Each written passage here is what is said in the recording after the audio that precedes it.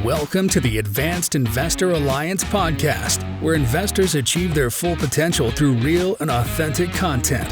This podcast is to inspire you to go beyond the mediocre results of the masses. Oh man, we are on fire today. Zach Lorenzen, what episode are we on? I'm going to ask you this every damn time. This is episode 6. 6, and we have our first out-of-state interview person. Second. Who's our first one? Brandon Hicks? Oh, yes. yeah, but no, I'm talking about in person. Oh, okay, yes. Yeah, and actually in the live Superstar Studios Advanced Investor Alliance, we have someone that actually jumped on a plane, not just for our podcast. This guy, he was actually just here to do what we're going to talk about today. How cool and gnarly is that? But let me just dial back a little bit how I met Mr. Mike Reynolds.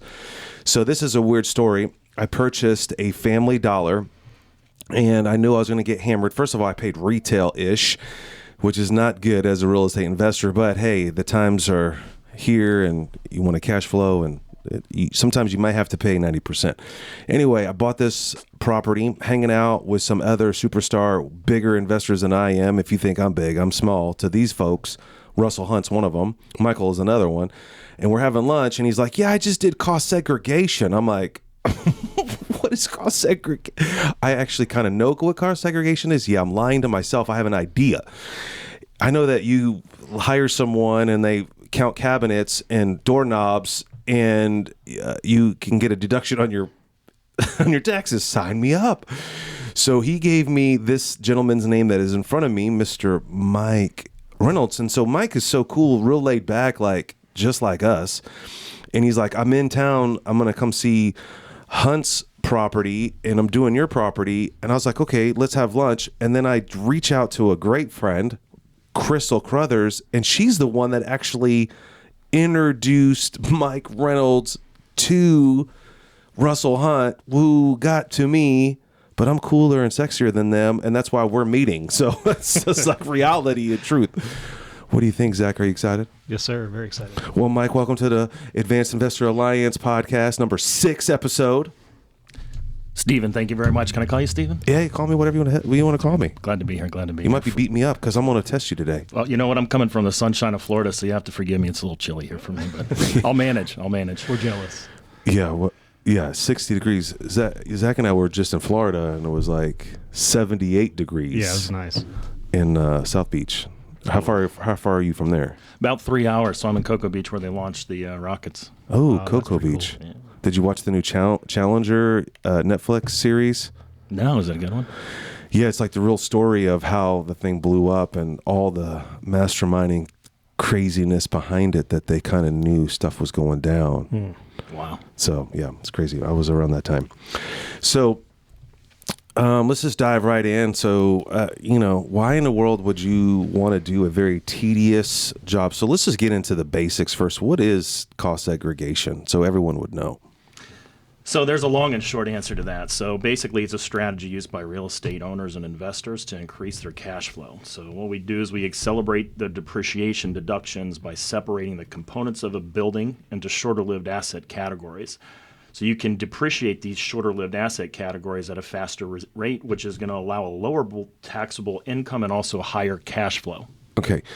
So basically you separate the land by itself, and then you have this structure on top, and then on this structure you break it down so you can depreciate every little inch of the property.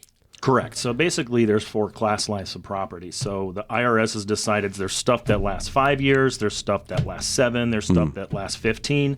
And on residential, everything else is either 27.5-year depreciation life, or on commercial, we've got quite a bit longer. So basically that's how they look at all that. And anything in that 5, 7, or 15 class life through the end of last year, you could take all of that today. Interesting. I think I learned this from you, that the IRS code requires cost segregation, but no one really does it. Were you the one that told me that? Well, it's not so much that they require that you do it, but if you're going to accelerate the depreciation, you better have a study done, because if you don't and you get taken to task, where's your defensible position? You don't have one. So you're audit proof. Yeah, I would say bulletproof. Yeah, sure. Yeah. So if maybe not audit proof, you mean there's still potential to get audited, not because of the cost segregation directly, but there may be other flags on your report, so that could get called into question as well. So you really just want to be bulletproof during that audit, and an engineering-based cost segregation analysis is going to give you what you need in order to show the IRS that you've done everything correctly. Gotcha. So if you're audited, does the third party that did the cost seg, do they help with that audit? Are they held responsible if they find any discrepancies or anything? Or? Well, we certainly do, and I think any good company would. We do have audit defense as part of our contractual obligation whenever we do a study, yeah. Mm-hmm. Cool. So the investor needs to find a cost segregation company. And just to be clear, when I hired you, I actually reached out to 3 cost segregation folks. Okay. And it kind of reminds me of like a used car salesman. No offense, no disrespect, but I'm just like, who's the cheapest? Thanks, Steven. Who's the cheapest? Should I change my watch or something? I'm feeling awkward over here. But the interesting thing, it was like, how do you know which is what you're getting? Because like, I don't know what I'm buying. I just want to save money and also be protected. Like, how do you differentiate between cost segregation companies? Well, I think whenever you're out there in the market and you're looking, you want to find somebody who is going to provide you with an engineering-based study. So that component is particularly important because whenever you're dealing with the IRS, if it comes to that, you're going to get more credit as a professional than you would as just having somebody who doesn't have those credentials. And technically anybody can do the cost segregation. But it just seems like there's more engineering. Like your name of your company, it's like Green Summit Engineering. It seems like the word engineer is around. Is that because they're more detailed, or is it because they understand structures? Like, what's the engineering aspect of cost segregation? Sure. So whenever we're going into a building, we're tearing down every individual component. So you're going to look at things like the HVAC system, the mechanical, the electrical components of the building. So if you're needing to determine how much electrical output is going to the coffee maker that's sitting in the break room, and you're going to try and depreciate part of that line and part of that kind of background. So a lot of that is engineering. Essentially, we're doing a tear down of the building. So whenever you build a building, we get a set of drawings, and the client will come up to us and say, hey, we built this building, here's everything that's in there, and we'll look at it and we'll work backwards, and we'll build those components out of the cost segregation study. So these things can be hundreds of pages. Right, and they also could be really good for an insurance claim.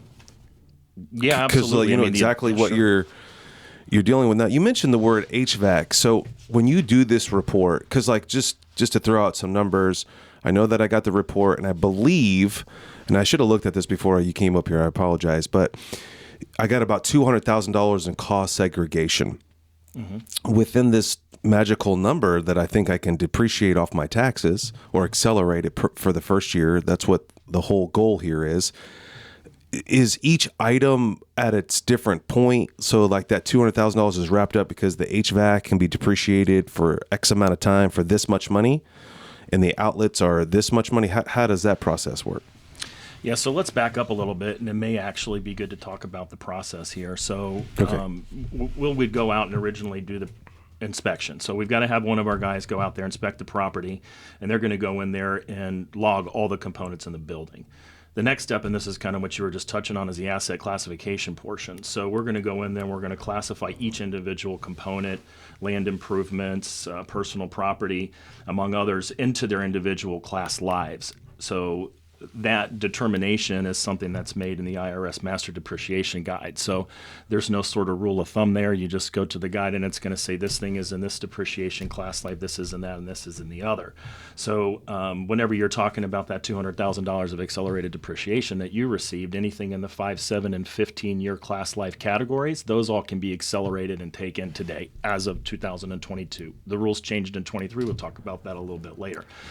So does that answer your question? Yeah, I'm just fascinated that you know all this crap. Real quick, what's considered what's an example of personal property or land improvement?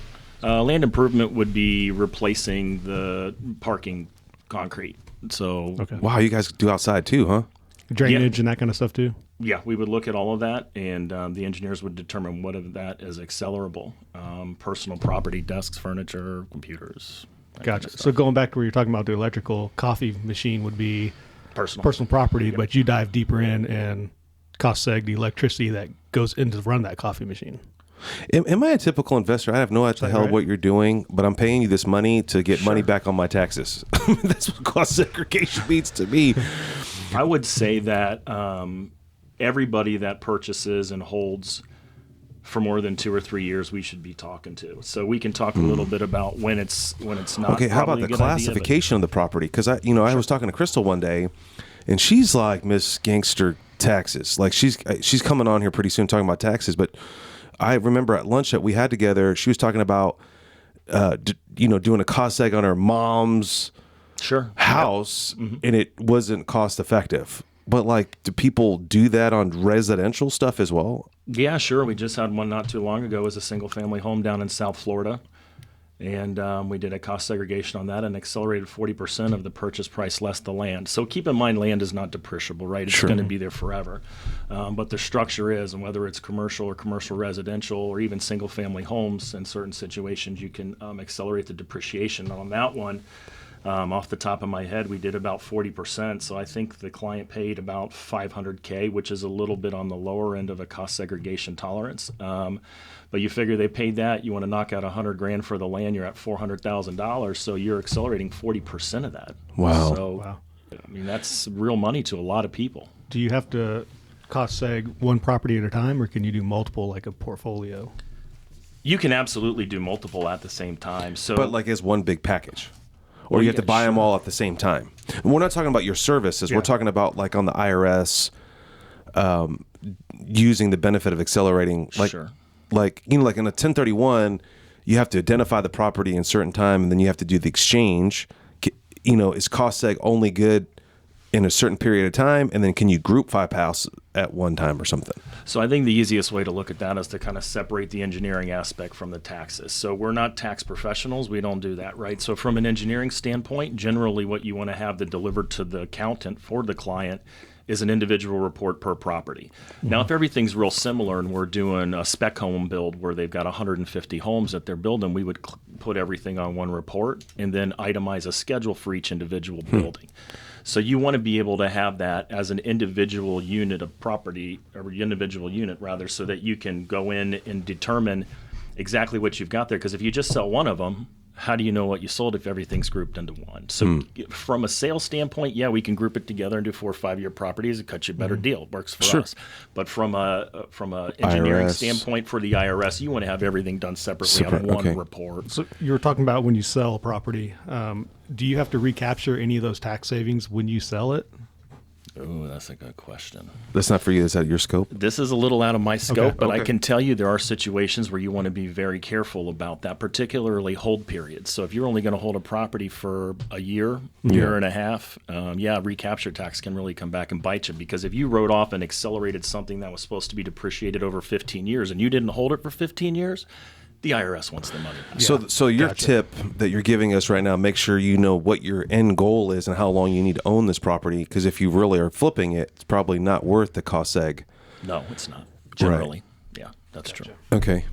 Now, how far back can you go on a cost segregation? Say I own a property for 10 years. Could I do a cost segregation on that property? Sure, we can go back and take a look. I mean, hopefully the accountant has been doing a straight line depreciation for that time. Generally, they would. So we're talking residential or commercial? So an apartment building? Apartment building. So that's 27 and a half years straight line. So let's calc that out. So 1 over 27 and a half is what, like 3.6% roughly, right? So they're taking 3.6% every year. So we can take a look at that, go back 10 years and say, well, what would happen if you took all of that you were supposed to accelerate it? So what's your phone number? And we do that all the time. We do those look back. This leads into another question. Sorry, Zach. That property, I purchased it at a very low rate, and over this 10 years, this specific apartment has tripled in value. Does that affect cost seg? Because or is this just the material at that time frame, or do you have a future thinking? Or I guess because now we have this actual data. I purchased this property, is worth $250. Today it's worth $1 million. It's worth 4 times that. I definitely would love. Ooh, I just thought of a gangster idea. Sell it to another LLC and then do a cost seg. You're not the first. All right. But I forget that question. I solved my own problem. Yeah, okay. I need to transfer that to somebody. Anybody want to? I got a question. So back to the multifamily. Say you are buying a property, rehabbing it to hold it for a while. Yep. Is it better to call you guys during the rehab, before the rehab, or after it's completely done? Good job, Zach. Yeah, that's a great question. So let me just briefly go back to Stephen. You were bringing up the point, what about that increase in value? We don't care about any of that. We're only looking at what you paid for it when you bought it. So if you've had it for 10 years and it's worth 3 times what you paid, that's irrelevant to us. Ooh. So to your question, Rehab. So say you're buying a multifamily. sure, we want to get in there in the very beginning, and I'll tell you why. So if you go in and you tear out a bunch of stuff, a lot of people just throw it away, right? So if we get in there in the beginning, we know what you tore out, we can log it, document it, and then you can take a disposition credit on that. So here's a good example. So you've got a roof. The roof is supposed to last, under depreciation schedule, not last, but 27 and a half years. So you get in there in that first year, you replace it. Well, you've only taken 3.6% or whatever on that roof. What the rest of that depreciation, when you threw it away, it's gone. You depreciate all of it. You take the disposition, you get the rest of your money out of there. So if you just take it off and don't tell anybody, then you're just throwing away your money. You shoot yourself in the foot there. Absolutely. But is it, what if the previous owner accelerated that for 15 years? Does that matter? In most cases, we don't care what the previous owner did. There are some caveats to that, some nuances, which is a good question Totally for a tax detailed. professional. But generally, we don't care what they did. Okay. And or we know what they did. Right. So we don't know, because the roof looks like it's only been 3 years old, but it could be 10 years, and then it's apples and oranges. But that's not your job as a tax professional and or the IRS. Your job is to come in there with these engineering eyes to record what your eyes see and document it. Yep, that's correct. And everything resets, so you can take a building built in 1820. And as soon as you purchase it, start the depreciation, take your bonus, and depreciate that over 27 and a half or 39 years, depending on whether it's residential or commercial. I know this is a silly question. Why doesn't everybody do cost seg? Is it just not advantageous until a certain number, price? That's a good question, and I don't directly know the answer to that. I can only kind of make a surmise about why they don't. I think a lot of times there's some hesitancy with accountants that have been doing it for a long period of time because they're just not as familiar with the process and how it works. Well said. And obviously hold period. You know, if you're flipping the property, you're not going to want to do a cost seg. If you're holding it 6, 8, 12 months, it's probably not a good fit for you. And then I think that there is some general fear of an audit. So with cost segregation, that alone will not trigger an IRS audit. Gotcha. You know, you may have some anomalies which could cause suspicion. For example, if we go in and typically for residential, we're going to accelerate 30 to 40% of your purchase price less the land, and we accelerate 90%. Yeah, they're going to go, hey, man, what's going on here? We want to see the documentation. You get a free house. Yeah. So I think there's some apprehension because of the fear of audit, but that in and of itself isn't going to cause that. This is really interesting as working in an accounting firm, and I've never heard this, but Rose Taylor told me she refers a cost segregation company, but I've never, the 23 years I've been in business, I've never had a accountant say, hey, you do cost seg.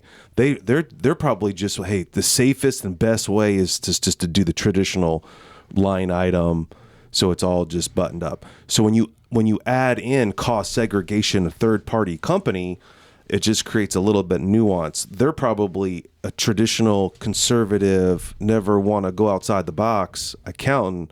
Hey, you're stepping in a place I'm uneducated about. Sure. You're stepping in an area where I've never. So that's why they don't. I see why.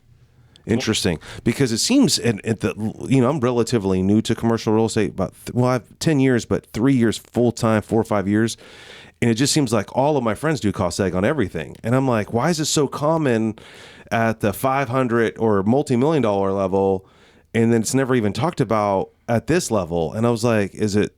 And it makes complete sense. One, if it works for you. Two, if the asset's large enough or good enough. But I mean, man, if I can save 40% on my $500,000 house, I'm not selling that bad boy. That's real money for sure. Interesting. All right, Zach, what do you got going? Well, one of the questions I had you kind of already answered was if it triggered an audit from the IRS. What you're saying, it usually doesn't unless you do something crazy with that. Yeah, that's correct. In and of itself, that's not a reason to trigger an audit. Gotcha. In fact, the IRS recognizes that cost segregation as a legitimate method for determining the depreciation of assets. Now, that said, They do require certain guidelines be upheld whenever you do those cost segregation reports. One of them is having somebody who's competent, like an engineering firm.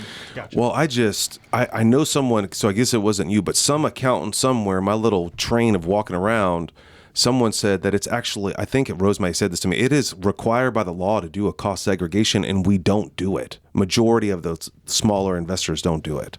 That's interesting. That's what she said, and again, I had to get her back on the radio to ask her, because it really clarifies, because if you're not doing cost seg, you are just making things up yourself, or the value is only based on what you bought it for or what the appraisal is, and then breaking off the land. You see what I'm saying? But if you have a cost seg documentation, it's authentic. Well, I think what they may be referring to is if you're accelerating depreciation on certain assets on your taxes and you don't have the cost segregation, that may be the mandatory part, because, if they are doing that in a smaller scale, say, for example, you do something with a parking lot. Well, the accountant may know that's a 15-year property land improvement, and we're going to go ahead and take that as accelerated depreciation. But if the IRS comes back and says, hey, where's your cost segregation report? You may That's have why an it's issue. important to hire an engineering firm. I've never heard that it's required, but my guess I is don't know. I'll clarify it may that. be. Yeah. You know, beat me up on that one. So, do you modify this document as you go? Like you just mentioned that you updated the parking lot, and now it's a new 15-year line item depreciation. Could that be added on after this document's created? Is it done, or is it a living document that could be modified or be adjusted as time elapses? Yeah, that's a good question. The document is not a living document. So once the cost segregation report is completed, it's complete for that time. However, if you go in and you dump a bunch of money into the project, we'll go back in there. We'll do another report. The report's going to show the dispositions that we talked about, because we're going to know what they are from that original report. We're going to take those dispositions in your next cost segregation report. Then we're going to do a cost segregation and all the stuff that you put in that qualifies. So we would just come back and do a second report. And that happens all the time in multifamily, right? You're buying a place. The goal is to dump $1 million into it, whatever the budget is, and fix it up. And then, we can take those. And then ultimately it winds up on a K1 for the investors. Interesting. Wow, this is at another level for me. This is crazy. Well, I didn't realize I was going to create my own K1. I mean, I got a quick question. Yeah, go Is there a way to quickly figure out if a cost seg is beneficial? Like, say you're doing due diligence on a property you want to buy. Yep. Do we call you and say, hey, Pick up the phone, man. How is this I'll gonna leave my help number us, on the or- way out of here. Text me. It's the easiest well, way you're to get about ahold to of tell me. everybody your phone number. Well, let's just get that out of the way right now. All right, Green Summit Engineering, Mike Reynolds. What's your phone number? You know what? I'm going to give you my personal cell because you're such a good friend. Dude, Steve. this may be thousands of people. That's okay. All right. I'll manage it somehow. I'll hire a secretary. So it's 561 area code. That's South Florida. 900-4913. That's my personal cell. If you text me, you will get me, and I will reply back to you. One more time. Say it again. 561-900-4913. All right. And you have a website too, right? Yep, greensummitengineering.com. Anything you'd ever want to know about cost seg is on there. Or again, just text me and we'll have a chat. Cool. So let's talk about you. Yep. So you're the guy, the boots on the ground, right? I mean, your job is to making sure the investor's not lying. Like, hey, I got this multi-million-dollar property. Oh, you just reminded me of a story. Cost seg me out, Hobie. You're like, and you fly out there. Okay, so Sure. So what do you like? Where's your background? How did you get in this crazy engineering business? Yeah, well, that's an interesting question. So I started off, went to UCF, got a degree in interdisciplinary studies, worked for Universal Studios while I was there in the Revenue Operations Department, and decided Revenue Operations. What do you like? Revenue. Oh, Operations. revenue. I thought you were on the what is that? The log run. No, the water ride. Revenue. A little tongue-tied this morning. Revenue operations. Essentially, I managed a restaurant out there inside the park and decided that being married, that was not conducive to a relationship. True that. At all. So in an effort to save that, I got into the insurance industry, did very well there, wound up selling my insurance agency after 15 years. And to be forthright with you, I just got tired of getting beat up. You ever call your insurance guy and say, hey, man, I'm real glad about this auto increase and this homeowner's insurance increase? Nobody does that. No, I think that is the skinless, and you don't even really own the book of business anymore, but that whole business is skinless because someone could leave you. There is no residual income. They lie to you. It can get tough, man. So whenever I sold the business and took some time off and got the opportunity, I have a buddy who was one of the partners in the firm, and he says, hey, we need a VP of business development. We're growing crazy. I need your help. You can't sit around and drink bourbon all day. And I said, yeah, you're probably right. So I started on with these guys. And at first I thought like you did, how is this possible? Can't be legal. What are these guys doing? No, this is tried and true. It's been around forever. And I thought, wow, this is easy to sell. I'm going to tell somebody you just spent $100 million. You got a $30 million write-off instead of $3 million. Are you happy? Yeah, I know. Well, when Russell was telling me about it, and I was like, give me some examples. Like, tell me.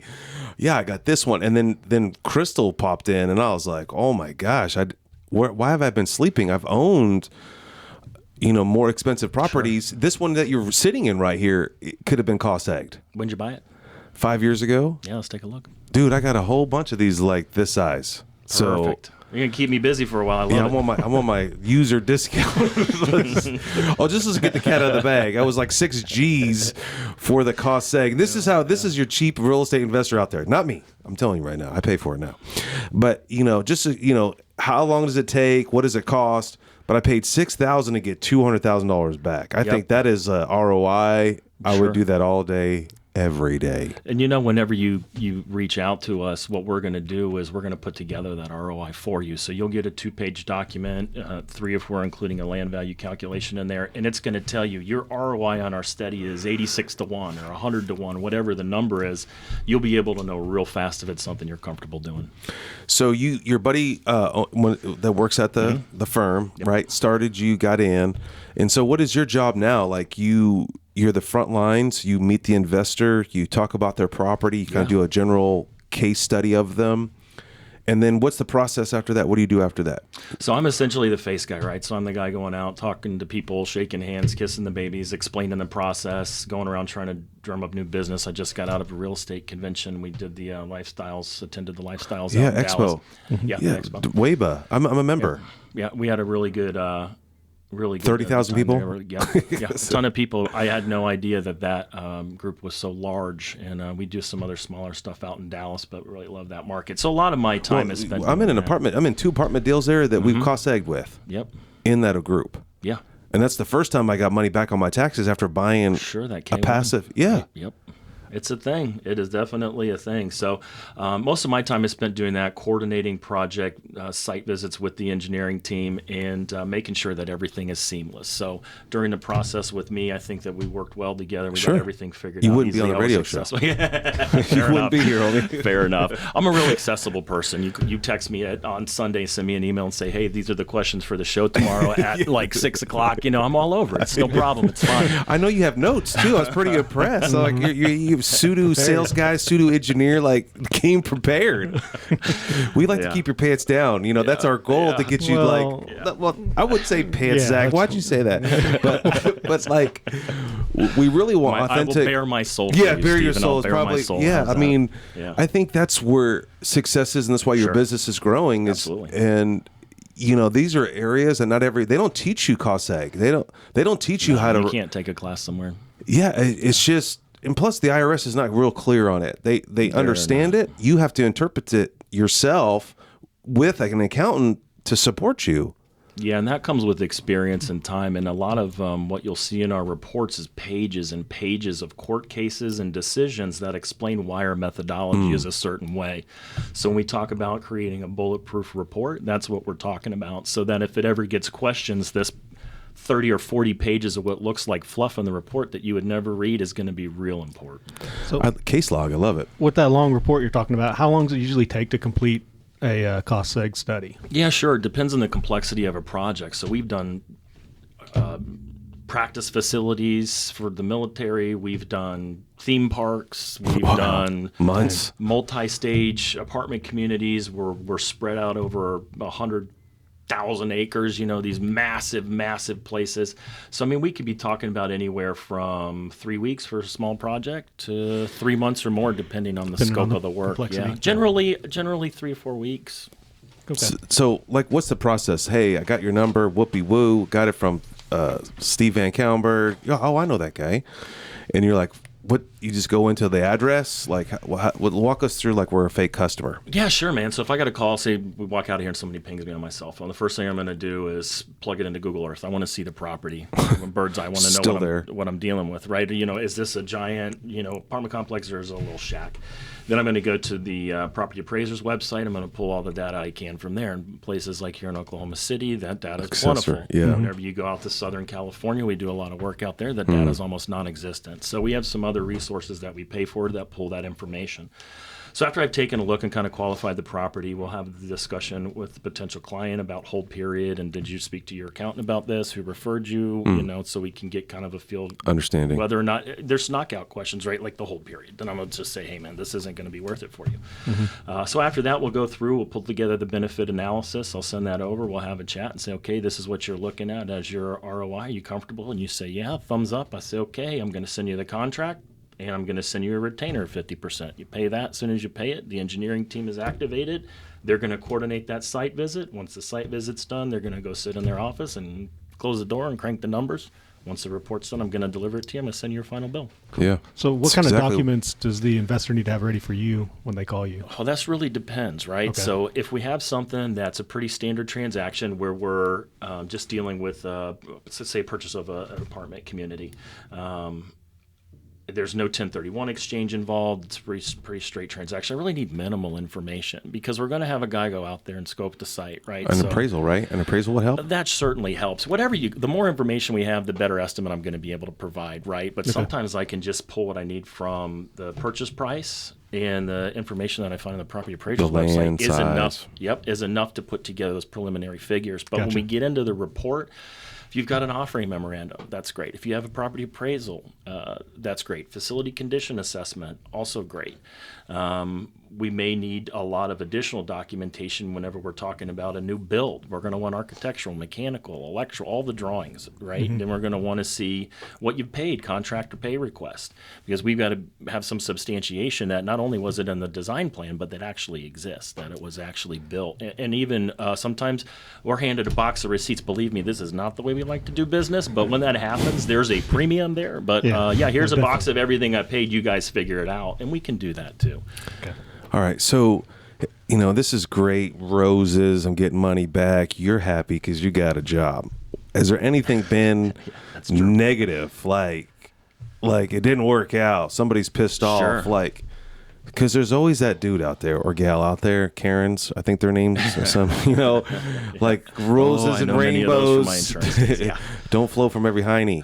But is there could this be a negative process for somebody, or my only risk is the fee to pay you because I could throw it away? Do I have to use your report? Do I have to tell my accountant I can pay you, get the report, and throw it away?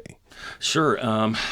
I guess as far as that goes, I've been very fortunate. I've been with the company for 2 years, and we've never missed numbers, right? So if we've got a group that's got 20 investors, say everybody threw $100K, we tell them, hey, we're going to be able to accelerate 35% of us, but part of that raise was the deal. Whenever you give me this $100K, here's your estimated K1. Right. So I have heard of other companies overstating their estimates. Then all the investors are told this is what you're getting, and then they come back and go, we were off by 10 points. Well, what the hell happens then, right? You got a problem. Great example, man. Yeah, so we've never dealt with that, but we've had people come to us and go, hey, my last Class A company had this happen, and I cannot have that happen. Well, we've always been conservative with our estimates, and I'll tell people we'll typically hit 2 to 3 points above. I brought some examples we can talk about a little bit later. But yeah, whenever we give an estimate, I've never seen one off in the last 2 years. And I don't know the company has ever had an issue. So let me clarify what Mr. Reynolds is saying is like a sponsor, a syndicator says, hey, I'm going to buy this apartment building. We're going to accelerate this depreciation. We're going to hire a cost segregation company. I'm going to do a fundraise. I'm going to ask you for $100,000. And by the way, this is a $30 million project, and you should get a K1 back of $40,000, which is, where'd they get this number from? It's based on this cost segregation that didn't pay for yet. Then they go ahead and execute this contract because they're only operated off the 2-pager, right? I'm not saying from you, but I'm just saying in general because I've gotten several of those. When I hired you, before I hired you, I did my due diligence. I got like 2 of them, and some of them were like kind of wanky and off, and that didn't measure up. That's a great, honest confusion. Yeah. All right, we're going to move on to we got two main things. One, examples and the new laws that 2023 have opposed to us. And then we'll wrap it up, man. All right, so we want to talk about first. We want to talk about residential. We want to talk about commercial. Ooh, both. Residential. We'll go for the residential folks. So I pulled a few examples of my last trip out here, and just kind of as a quick caveat. Addresses and everything? Cool. I'm not giving you the address. Oh, okay. That's for me. I see addresses on there. I was like, is it for sale? The relationship that I've developed with you is one of my favorites because we pulled together, 4 or 5 different people. So whenever we sent our engineers out here, and I think I might have actually participated in this one, we did a number of projects at the same time. So we were able to knock the price down almost 20%. Yeah, I know. I got a $500 discount. Yeah, yep. I was looking for $1,000. Talk to me after the show. We'll figure it out. So here's a good example. So we've got one. Buyer paid $725,000 for it. Land value, based on comparative calculations with the property appraiser, was $145K. So we pulled that out. So we estimated an accelerated depreciation amount of 34.2%, which is about $198,000. Wow. So instead of the $198 when the report was completed, we hit $217,000. We've got another example, $3.1 million purchase price. Again, this is multifamily. Knocked out the land, $348,000. So our estimate was about 33.9%, so $932,000. Whenever we completed the report, it was 40%, so $1.09 million in accelerated depreciation. They can take off that first year. Correct. Wow. Another one here, $500K, a little bit of a smaller property, $93,000 in land value. Estimated 32%, accelerated about $131,000. We ended up hitting $155,000 on that one. Cool. So there's So kind of has some ever been real world Oklahoma City. like, I know when you talked to Crothers one time, she's like, you just like, hey, that just didn't work. I mean, it seems like this is too good to be true. Give us an example of like what doesn't work. Like, Sure. Whenever cost segregation doesn't work, so if you're dealing with the 1031 exchange, I just did one. Changes the basis, right? Of what I'm going into. Yeah, what you're going into. So when we look at this depreciation, it's all based off of the basis. So if you have no 1031, the basis is simply the purchase price less the land value. But whenever you have a 1031, that basis could be zero. So if your basis is zero, charging you $6,000, $7,000, $8,000 for a cost segregation study is just throwing your money away. Yeah, it doesn't make sense. So what if you're such a gangster savvy investor and you're getting it so cheap? Yeah. Is that a detriment to you? Could be. You know, we could go in there and do the cost benefit analysis, and I could go, look, man, here's your cost of the report. You paid nothing for this thing. The land value's here, and I don't think it's worth the money. And we'll have that conversation. So you should just like pursue it, just like I believe in public adjusters. I think you should have a conversation with a public adjuster. I'll talk to anybody, right? Right. That's awesome. Yeah. Okay, give us some commercial ones. So commercial, brought a shopping center out here, Oklahoma City. Purchase price was a little over $3 million. The land value about $337,000. It's so crazy, 10% for just the land. It's so small. But it's good, though. It pulls out. I mean, that's what you're striving for the math here. works, right? The math works. Yeah. So $835,000 in estimated depreciation. At the end, we hit $895,000. So $900,000 roughly. Yeah, this was like a strip mall. Wow. That's What's the total square? depreciated the same Does it say square footage on there? I don't recall the square footage on this one, actually. Okay, so it's pretty. No, I got it. It's 21,000. So that was 21,000 square 21,000 square foot. And how long did it take you guys to, and then you bring a whole team here that crawls all over the building? Generally, a whole team isn't necessary for this kind of stuff. Just a one person and a supercomputer? One guy went out with a camera, and took 500 pictures, and then went back to the office, closed the door, and did his engineering work. This one was kind of an interesting one because the guy had a grow facility in one of the units, and I'd never seen that before. I just kind of, Bob, what's this a picture of? What were you doing out there in Oklahoma? Oh yeah, man, that's a bunch of marijuana. That's cannabis. Okay. Florida. How was the trip? How was the trip? Oh my gosh, no pun intended. Trip. Yeah, acid. All right, so Zach, you got another question because we're down to the final. Yep, sure. And then we'll probably hit you with any tips that you can, be thinking about that. But when you talk about what's new for 2023, and something Zach will probably ask here in a second.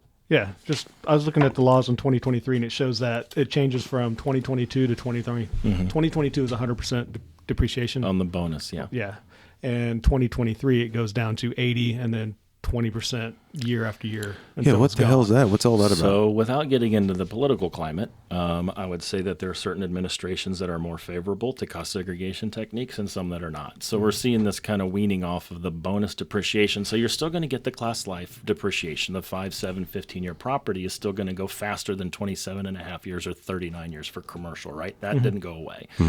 But being able to take all that money in year one and get that huge deduction, that has decreased to 80% this year, and it's scheduled to continue to decrease over time. However, our political climate may change, and if that occurs, we anticipate the bonus depreciation to continue at To a level? larger percentage or level out. Yeah, That other 20%, is that just gone, or is that just depreciated at the 5 to 15? Or it's not gone. You still get your 5, 7, 15-year class life. You're just not getting that big nut up front. Up front. It's just a strategy like right now that's really hot for apartments to get all your money back on your so if you're a high net worth guy and you have a lot of cash flow, cost segregation is the ideal position because you're getting phantom income. You're getting that money right back on your against your taxes. So that's why syndication is very popular. That's why they're using you, no offense, they're using your report to gather more cash to buy bigger properties, to depreciate them down faster because it's bonus, probably because of the Donald Trump administration, I'm assuming. Yeah. Right. Everybody beats the dude up all day long. And the reality is, he's, help me. I made $200,000 last year from hiring you. I mean, it's pretty remarkable. What a blessing. You can walk around, you gave me 200. And you're trying to get another 1,000 off of him. Damn right. It's lucky it's early in the morning because we'd be buying me lunch. Yeah. Did we buy you lunch last night? I think you bought lunch. I think I bought last night. All right, we'll leave it alone. We'll leave you alone today. Yeah. But I will say this to your point a moment ago. We'll have people call us, 6 months before the end of the year and go, "Hey, man, I'm an attorney. I want $100 million. How much do I need? My taxes are going to be insane. What do I need to buy in order to make this tax burden go away?" So that's a conversation we have often too. It should be way before 6 months. Yes. Well, that's when they got the money. True. So you better go hurry and find something to buy. Yeah, it's interesting. It's a great tool in the investor's toolbox. It's just sad that I've been in this game for 23 years, and the 22nd year I decide to do it, and it boils down to this, man. Uneducation has cost me so much money. I mean, I just love Crystal, just slaps me around. I've been doing this for a long time. I know Mike Reynolds. I'm like, whoopee whoa, I'm like, I didn't know that mother effer. I just found him. By the way. I mean, Russell's cool. He's my boy. He's like, yeah, dude, he's like, sits across from me from lunch, and, he's new with it too, but he's like, I was nervous at first, but then I got $900,000 back on my last $3 million apartment. Strip center. I was like, what? Are you lying to me?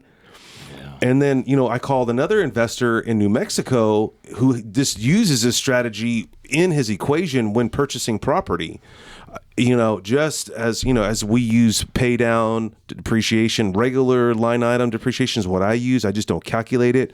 I just know it's an added value for me, benefit. But and I know this is the last apartment deal I was in, it was straight total advantage. We need to take losses. We're going to take losses. Yeah. We're going to accelerate this. This is your benefit. You're going to give us X. You're going to get X back on a K1. Be ready, though. Don't be dumb, because that could hurt you too, taking too much of a loss in some people's net worth and the way they have their money lined out. Yeah, sure. That's all good stuff for the accountant, right? But I will say this: whenever you take that accelerated depreciation, it can carry forward. So even if you don't necessarily need it in the year that you purchase the property, generally it will carry forward into future years. Can push it forward. Yeah. Cool. Gotcha. So even if you buy a business with real estate comes with it, you can still do a cost seg on that, even though you're the owner of the business and the real estate. You call me, I'll cost seg that all day long. You're going to talk to your accountant, and they're going to go, "Oh, my head hurts." We need to cut this early because I got a bunch of addresses for you. So seriously, I brought my laptop. We can sit here all day if you want. Okay. All right. So, what are the tips? Are you getting the questions? That was a good question, man. This is great, man. We were only 40 minutes is great, but any other advice that you want to give? And then, if not, that's cool. But anything else tips that you can give someone else when they are calling you or walking down this road? what to anticipate or what to ask? Yeah, sure. Whether they call me or somebody else, you always want to work with a qualified professional. Obviously, that's going to help you in the event that anything is taken into question. You want to plan ahead. You want to get us or another firm out there when you purchase the property. A lot of the reason for that is because you want to be able to claim those dispositions if in the future you decide to renovate. Be aware of the IRS guidelines and regulations. So, you want to be in compliance with everything. So obviously talk to your tax professional about that and make sure that you have an understanding of your unique situation. Obviously you want to evaluate the cost benefit ratio. And if you call me, I'm going to do that for you. I'm going to send you over that document. You'll have it. You'll be able to review it and we can talk about it. Then obviously you want to keep good records. As with anything when you're dealing with taxes, you want to make sure that you've got justification for what you're stating and what you're writing off. Awesome. Hey, man, those are really, I'm glad you did your homework. Yeah, man. This guy had notes. I mean, this is like, we only did 6 podcasts and Michael had notes and another Mike. Wow. Harrison. Yeah. Oh, Harrison had notes too. I mean, this is just another level of great quality people to be on the radio show, on the podcast, radio show, whatever. But I really appreciate your time, man. Thank you. And so it's Green Summit Engineering, right? .com. Yep, that's correct. And then what's your phone number again? Yeah, my cell again is 561-900-4913. Feel free to text me there. I'd be happy to get back to you. And just as a caveat, have me back anytime.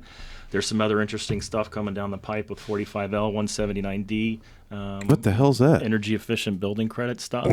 So we can talk about that. You're going to do like a whole reno? nother... Yeah, I'm like, it's a whole nother like podcast, a recipe. Brother. I would say, Zach, one of our next meetings, our monthly meeting, we need to have cost segregation. Oh yeah, definitely. And I think I should just bring my documents and just have people look at them. If you're interested at all and you're insecure like I was, I know Crystal has done it several times. I know Mike has, and so has Michael McClure and Russell. So reach out to us, and maybe you can, next time you're in town or in this region again, maybe you can come speak. We have a meeting the last Thursday of every month.